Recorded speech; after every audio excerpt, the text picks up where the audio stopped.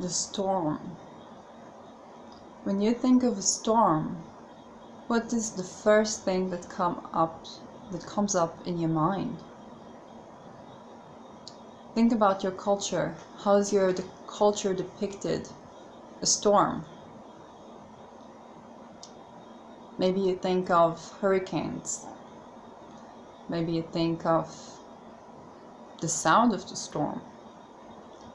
Maybe you think of destruction, running havoc in people's lives.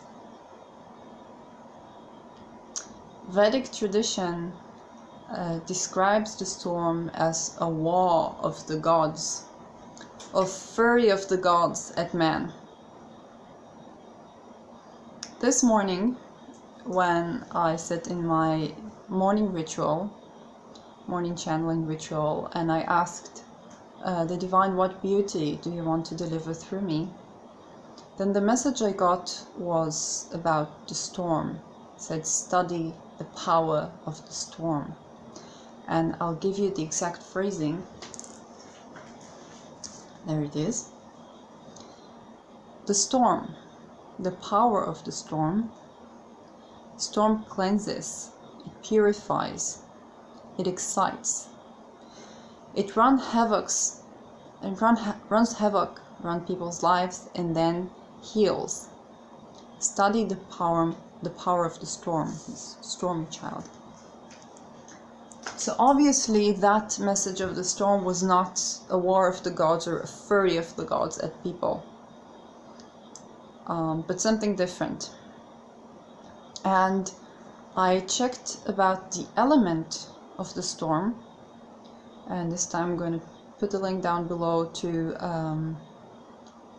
don't remember what it was. Healing, it was a healer, and now I have to not be lazy and put the link down below, because if not, that's actually plagiarism. And if I forget that, please nudge me to do that, to put the link down below. I first record all of my videos, then change my horrible captions into thumbnails, and then I correct the description, so it might take a couple of days, but that blog was written by someone who is a channeler and a medium and many more things, and this person referred to the storm as the element that basically balances the elements. If you talk about fire, water, air, ground. So the storm, it tells us when we have something unbalanced, and when we are balanced, the balance is dynamic. And so practically when we are living healthy, we're living in a storm. That's a completely different notion of a storm than I used to think about.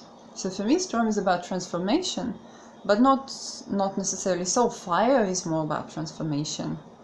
Fire, maybe the harnessing the power of Pluto is about transformation. Uranus, this quick transformation, and maybe also the storm.